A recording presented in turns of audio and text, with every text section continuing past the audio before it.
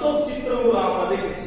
যারা অবৈধভাবে এই হজ সম্পাদন করেছে বা করার চেষ্টা করেছে, তারা যে একটু ঘরের জন্য বা থাকার জন্য তাদের যে ঘর নাই, এই ঘর না থাকার কারণে তারা বিভিন্ন এই প্রশাসনে পুলিশে তাড়া খেয়ে দৌড় ঝাঁপ খেয়ে তারা বিভিন্ন জায়গায় দৌড়িয়ে পালিয়ে বেড়াচ্ছে।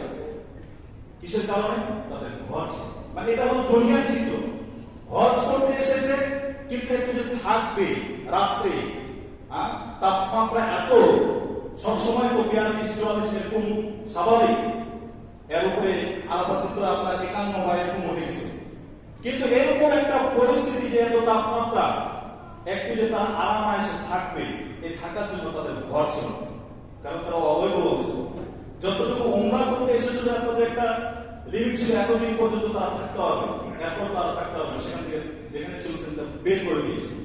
এই যে তাদের যে ঘর নাই, না থাকার কারণে পুলিশের তাড়াকে এখান থেকে ওখানে ছোটাছুটি করতে করতে এই যে রোদের একটা মৃত্যু তো আসবে যে কোনো একটা ওসিলা, এই যে রোদের একটা তাপমাত্রা তারা কি করেছে, স্টপ করে তারা মৃত্যুবরণ করেছে। এবং পুলিশের তাদের সরকারের যে গবেষণা, যে এত হাজি মারা গেল কেন, পরে তারা এই গবেষণা করে বলছে যে যারা মারা গেছে তাদের মধ্যে অধিকাংশই হলো অবৈধ।